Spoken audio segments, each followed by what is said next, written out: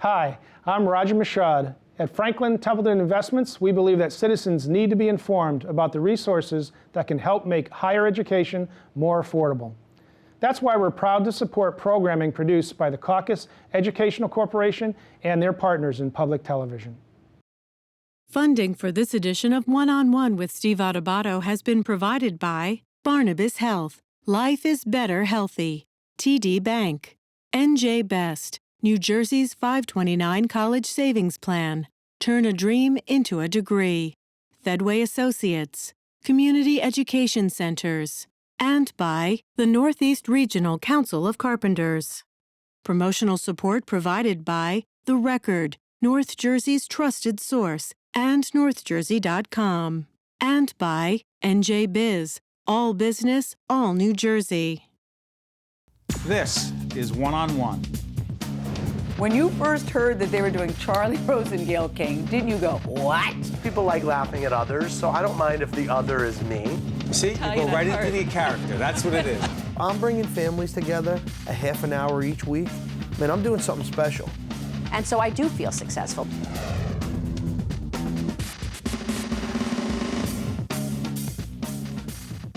This is Steve Adubato. We're in the Senate chamber here in the State House. We are pleased to be joined by the Senate President, Steve Sweeney. How you doing? I'm doing good, Steve. How are you? Good. This is a big day. This is the 24th of February we're doing this. Governor's going to be delivering his budget address this afternoon. But yesterday, Judge Mary Jacobson? Yes. Did she change the game on the pension issue by ruling that the state had to put in about $1.56 billion into the pension fund? Did she change the game? She just reaffirmed what we did when we passed the legislation back in 2011, the benefit reforms. It required us to make a payment. And it was contractual. We made it a contractual right. We listened to the courts in the past saying, if this is what your intent is, then you should legislate it. And we did. And that's where the argument came in with me and the governor, that we made an agreement, we got a bill passed, workers are paying more towards their pensions, which they needed to, not willingly, but they're paying more, that we had to step up and make our payments. And unfortunately, the realities are, Steve, the economy didn't grow the way it needed to grow. When we factored in, smoothing is what they call it, when you do 1/7 of a payment, we needed the economy to grow at a reasonable, basically what the rest of the nation was growing. And New Jersey hasn't. Right. And that's where the problem comes in. It's not that we can't fix this, it's that we need to fix the economy so that there's more revenue coming in. We're still half the jobs that we lost. We still haven't recovered half the jobs we lost since the 2008 recession, where New York and every other state have recovered all their jobs plus. But Senator, let's play this out a little bit. The judge makes this ruling. The judge says the state has to make this payment. Obviously, the governor, well, I shouldn't say obviously, but say the governor and his people appeal this. Goes to the Supreme Court. We don't know what's going to happen. Again, we're doing this on the 24th. Let's play it out for a second. What would you say to those who argue, you know what, if the state doesn't have the money, even if you wanted to make the pension payment, the governor can't.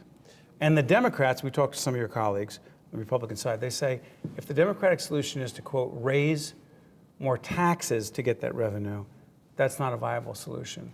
Well, it's not a viable solution to them, but it is to us to, the millionaire's tax, which is not the end all to be all by raising, excuse me, I'm sorry for interrupting, Senator. The idea of raising taxes on those who earn $1 million or more, which has been proposed by some Democrats. Which the governor's vetoed over and over again. Is that a good idea?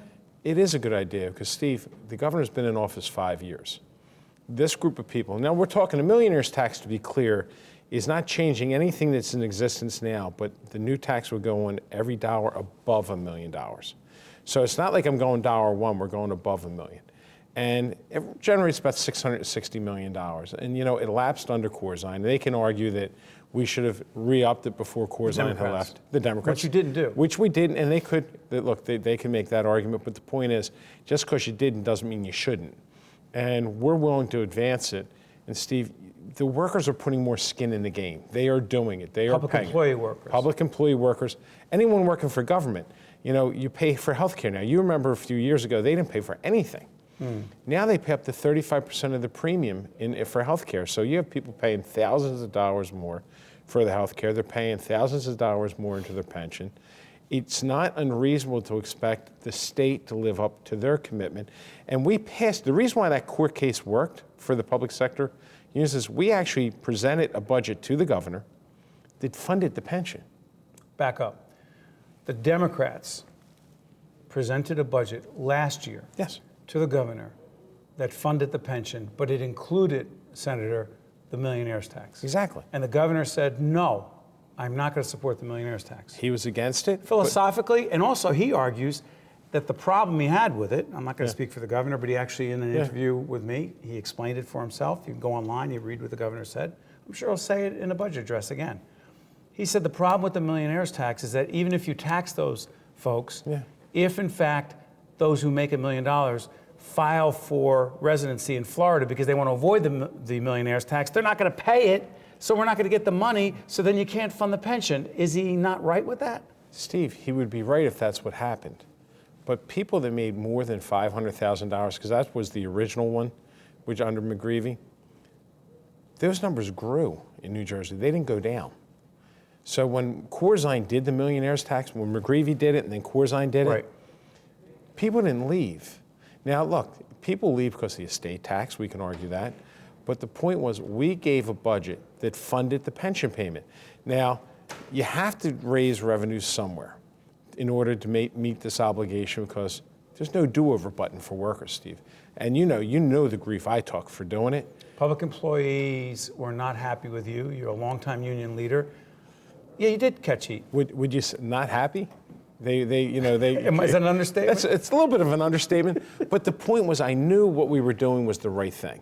So doing the right thing is not always the easy thing, but it's the right thing. So the point now is, as we go forward, we presented a budget for a reason because he said, I can't fund it. And we said, that's not true. You're choosing not to fund it. Now, look, could you talk to unions going forward after you started funding it and made your good faith effort by putting the money in, saying we need to make further changes? They might come and work with you. But they're not going to work with you when you don't live up from the beginning. And that's where the problem, that's where Why the do you think the governor's doing that? Why do you think the governor, from your perspective, Senator, your words, is not, quote, living up to the commitment that he made, from your point of view, when he got together with you and the Assembly Speaker in a bipartisan effort that he's talked about nationally? Why do you think he's not keeping that commitment? Well, two things happened. One is the administration's economic recovery plan obviously hasn't worked because we haven't recovered all the jobs. Other states have. We haven't. We're 48th in the nation in job growth. We weren't 48th in the nation when Governor Christie came into office. So obviously something's not right there. And look, and he's making a choice of not taxing a group of people. Look, who really wants to talk about taxing anybody? You can spin that however you want. What we're talking about is the job creators that Chris Christie talked about on a regular basis, the people that are going to create all the jobs for us, they haven't been taxed. We've cut business taxes $540 million to try to help. Where's my jobs? So, Steve, they got to get in this thing together. I offered a sunsetting. I offered a scaled approach. As more revenues grow, we could reduce it. Because, again, there's a lot of solutions to the problem.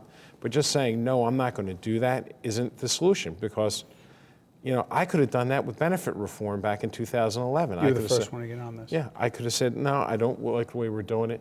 I did it because we had a realistic approach to funding the pension. And the time we have, Senator, let me ask you this. I want to talk about your idea with respect to public employee health benefits, which is a huge issue, which potentially could save a lot of money. But I want to ask you this. With the governor running for president, he hasn't announced officially. By the time the show airs, he may. What's your bet, by the way? 100%. Okay, that's good. So let's try this. More importantly, when it comes to the issues we're dealing with here, what impact do you believe it's had on the governing of the state of New Jersey here in the State House, with the governor doing what he has been doing? If anyone were to run for president and be a viable candidate, what impact do you believe it's had on the ability to do what has to be done to solve the problems? Because the governor has told me and many others in this business, in the media, He's taking care of business. It's a little more difficult. It's more difficult than it has been, but it's not impossible, Steve. It's being able to have enough conversations to deal with issues on a regular basis. You're talking to him about the Transportation Trust Fund. He told me in a public television interview, I said, what do you talk about with Senate President Sweeney and Assembly Speaker Prieto? He said, I'm not going to tell you. We negotiate in private. You say? I agree. We don't do that. But you are talking. But we do talk. How close are you to a solution? Not as close as we'd like to be. But the Speaker and I are very close. Speaker Prieto. Yes, Speaker Prieto and I are very close to a TTF plan. Now it really comes down to where the governor is going to be. There's disagreement, but we're not going to express that in public. And I know people say, well, why don't you throw it out there? Because we actually want to get something done. Has the governor been engaged in the process? Yeah, we've been talking. So all this criticism about the governor not being connected to the state, you don't buy it? I can't say that, Steve. I can't say that because it has been more difficult. You know, I'm not going to be openly critical at this time.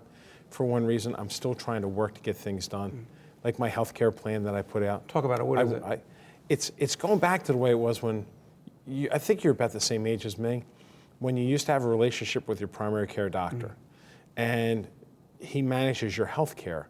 So it's a shift from fee for services where, like right now, if you have the flu, which I know you don't feel well, your doctor would say, well, come in, I want to see you. Under this plan, the doctor who knows you'd say, look, a flu's going around, I'll just call a script in for you. They save the dollars from unnecessary visits to a doctor because the doctor actually knows your health care. Right. And for state employees, the beauty of this is there's no out-of-pocket costs.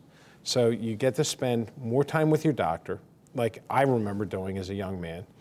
And they manage your health care where you come in, there's a screen, they'll say, Steve, you didn't take your cholesterol medication, you didn't fill the script, how come? You need to get your blood work done. They stay involved in your health care, which keeps you healthier. Well, hold on, but right now, Senator, we don't have that for public employees. No, we don't. But there are other states who do have it, and you have pointed to those states and Vermont. said, wait, Vermont has it. Can you actually say that they have saved money and it's apples to apples, meaning New Jersey and Vermont, you can compare? Go ahead. Absolutely. It is absolutely apples for apples, and in 14 states. This is actually more prevalent in the private sector now because employers are trying to do something about cost. Steve, right now everyone does one thing when you have a problem with your health care. They shift cost. They raise your deductibles, and they make it harder to get health care. Well, that only drives the cost up more. So we need to go back to the way it was where you go to your doctor, you get the type of care you need. If you need to see a specialist, they send you to a specialist. But the savings really are less hospital visits, less ER visits, less specialist visits, and honestly, less going to the doctor. How much visits. support is there for this?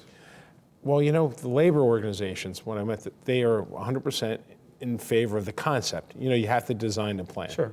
I need one vote from management, which is Christie's team. You don't need legislation for this. Don't need legislation. What do you need? We created these these labor management panels. Right. And I just need one management person to vote with the labor side, and you'll create a pilot. And Steve, what I'm saying is, we know this works. I've seen it around the country. I'm looking at it for my own ironworkers. So create the pilot. Your union. Yes. So create the pilot, generate the numbers over 3 years. Right. And then I can tell you it doesn't cost us anything. The treasurer came out. But the pilot has to be done. But the pilot has to be created to put the specs out to get the doctors to bid on. People say the doctors won't participate. The doctors want to participate because what happens is instead of fee for service, they're on salary now. Got it. And I had two major doctor groups with representing 2,500 doctors that were at the press conference saying we would do this tomorrow if it was available. And real quick before I let you go, talk to the governor about it? Yeah. And we'll see where he goes with it. But the 24th is today. Yep. It's my daughter's birthday, so it's a very important day. Congratulations. And your daughter's been 22. a key. Yeah, she's been a key to your life in public and been an inspiration to you. And we thank you for your time. We'll be back right after this from the Senate chamber. Thank you, Steve. To see more one-on-one with Steve Adubato programs, visit us online at steveadubato.org. If you would like to express an opinion, email us at info@caucusnj.org. Find us on Facebook at facebook.com/Steve Adubato, PhD, and follow us on Twitter at Steve Adubato. We're now joined by Senator Tom Kean Jr. We're in the Senate chamber. By the way, do you like this chamber? Love this chamber. Why?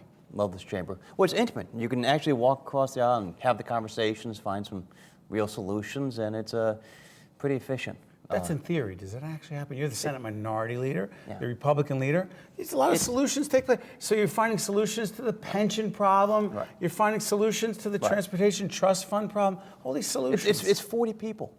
40 people trying to come together to find a solution. We agree on a huge chunk of the issues. Obviously, there's a discrepancy on tax policy, on budgetary priorities, on a number of funding different issues. But as a 40-member chamber, you can serve together. I mean, believe me, the Assembly chamber is glorious. I love the rug. I love the openness. I love all that. But in terms of coming together different? and finding, I was there for a year and a half. How much different? It's significantly different. It's significantly different. The larger number of people, I mean, you don't get to know 80 versus 40. 80 versus 40 means you don't get to know each other as quickly as you do in the state Senate. You've got smaller committees in the state Senate. You've got a smaller overall number of people. People are able to work together in a lot of different ways, and you agree, you disagree, but in the end, the biggest and best solutions are bipartisan in nature. Well, I like that backdrop, Senator, because it's a good segue. We had a great conversation with your colleague and friend, the Senate President, Steve Sweeney, on the question of the pension. This decision by Judge Mary Jacobson to say that the state must put in $1.56 billion that it didn't last time. Sweeney says, Senate President Sweeney says, that's right, it has to be done, and the governor should have done it in the first place. He broke the commitment. We had an agreement, he broke it. And the Democrats put the millionaire's tax in there, and you should have used that money, the revenue from the millionaire's tax, used it to fund the pension. He said, that's it, it would have been done. It was an irresponsible solution. Raising taxes. Whose was? On The Democrats? The Democrats' Go ahead. proposal to increase taxes on everything from income taxes to corporate business taxes. They didn't fund business tax reduction commitments that brought businesses in the state of New Jersey in last year's budget, as you may recall. But to increase taxes on income, to increase taxes on bodegas, to increase taxes on UEZs, on a number of other fronts. UEZs are those unemployment, those funds? No, the Urban enterprise. urban enterprise zones. Right. There are a number of about $1.3 billion of tax increases in last year's budget. The Senate Republican caucus said we shouldn't have these types of tax increases because it's unsustainable over time. If we don't have people creating jobs, generating revenue in the state of New Jersey, staying in the state of New Jersey, 3 generations of New Jerseyans staying in the state of New Jersey, then you can't fund any obligations. Now, we have a responsibility to pay the pension. And we have presented sustainable plans to pay the pension, whether it's over 7 years, over 10 years, or what have you. But the courts have said right now. The courts have said. The judge said no. No, the court said, if I may. Go ahead. What the court said is, if you can find the revenues, you need to go down this path. That's a very big caveat. And saying it on the eve of the governor's speech, hours before the governor's speech, we can talk about the timing. Do you think it was components. I think it was unfortunate. But I think what we've offered are ways. We're not going to increase taxes on the hardworking citizens in New Jersey. We're going to. We can't increase the income tax. We can't increase the business tax. You can't increase the sales tax. All these things. No, that's an income tax. Income taxes and other taxes drive people away. I want a state where they can find the kids coming out of college can afford to go to college. Secondly, they can find their first job. The mid-career professional can find a number of different opportunities. And then finally, people can retire and stay in the state of New Jersey. You want, as I've said earlier, parents, grandparents, and kids all within an hour or two or less away from each other. It's what you grew up with. It's what I grew up with. It's what so many people view as part of the New Jersey dream. And if you've got tax increases and spending that's just dramatically making it less affordable, not only do you have somebody who's a plane ride away, and the new job that's created in Massachusetts or down, as they are in pharmaceuticals, or down on hospitals and everything else in other states, but you've got family members who are moving away. And then what happens is, as more people leave the state of New Jersey, and we lose our federal clout because you lose congressional representatives because other states are growing population more, well, then you have less revenues. And then you can't meet your responsibilities if you don't have the revenues coming into the state of New Jersey, because you're not creating the right type of high-tech jobs, of middle-income jobs, of jobs that people want to create and sustain in the state of New Jersey. So let me ask you this, Senator. It looks like this money, $1.6 billion. Again, to the average person, it's hard to put this into context, but Senator O'Toole, your colleague, was saying this is real money, and it's going to, if it doesn't come from tax increases, which he doesn't support either, they're going to come from real cuts. Well, and so the question is, where do you think the Democrats come up with those cuts. Well, you could look at, if it's cuts and it's real people, it's tens of thousands of potential employees. And what does that do? Public employees. Public employees and other services.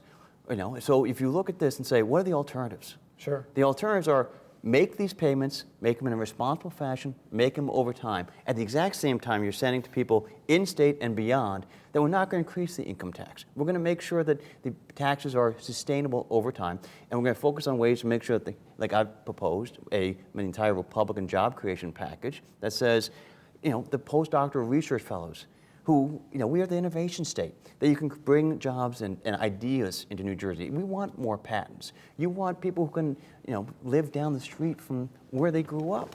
That's the type of thing where we can have the best possible school system, the best possible economy, and also be the draw for people who want the state to be even better than it is. Senator, I want to shift gears. I've talked to you about this many times, but it hasn't moved, this initiative that you have championed.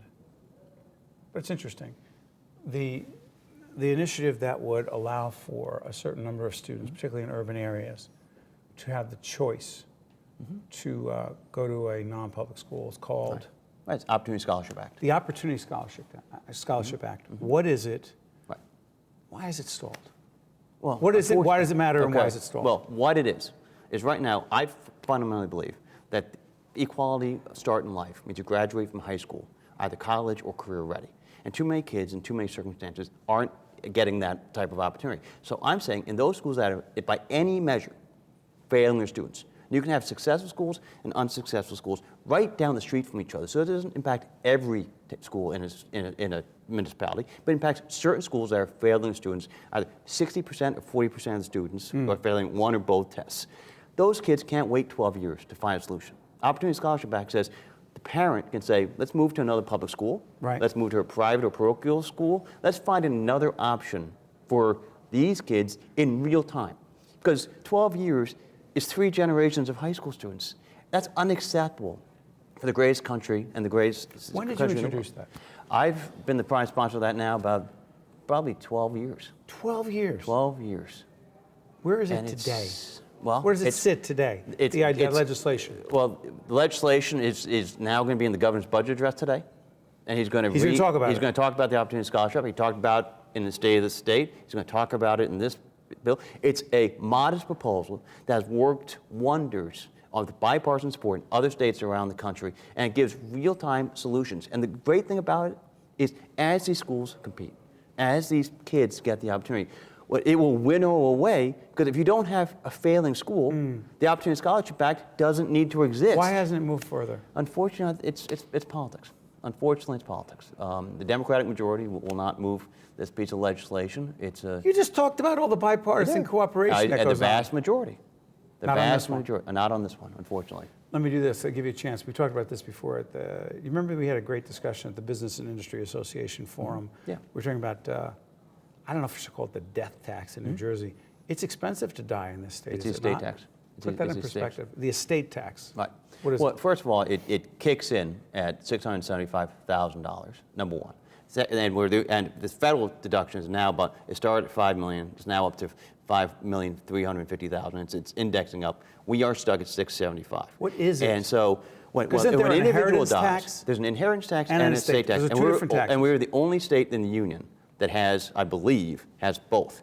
And so what happens is individuals structure their life so that they move out. And then in addition to this, we also are one of the few states that tax pension income. So Pennsylvania, what you see, is not only do you have individuals moving out of the state of New Jersey for warmer climes, you also have people moving across the river to Pennsylvania, which my understanding has a very similar environment to New Jersey, but they're moving there because Pennsylvania doesn't tax retirement income. So whether it's deferred compensation, whether it's pension income, I think we should be more like Pennsylvania, increase our pension deductibility. I've introduced a bill already that not only gets rid of the estate tax, but also increases by 50% or more, and ideally we can do more, the pension deductibility so that you can afford to retire in the state of New Jersey and make it affordable both on the estate tax side, but also on those individuals who are receiving pensions in the state of New Jersey. Then they can it's more affordable. A few seconds left. Vincent Prieto, the Assembly Speaker who we'll be talking to, he's just outside the door.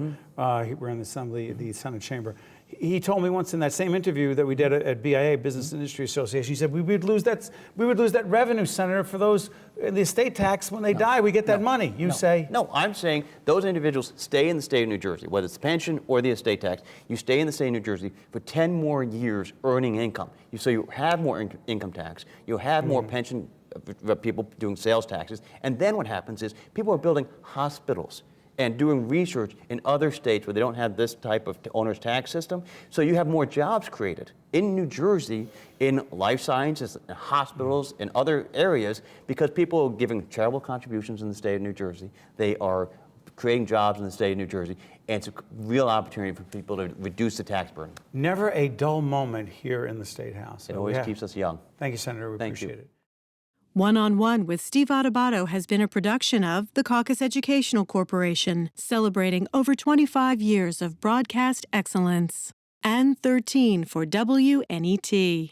Funding for this edition of One-on-One with Steve Adubato has been provided by Barnabas Health, TD Bank, NJ Best, Fedway Associates, Community Education Centers, the Northeast Regional Council of Carpenters, and by these public-spirited organizations, individuals, and associations committed to informing New Jersey citizens about the important issues facing the Garden State, and by Employers Association of New Jersey.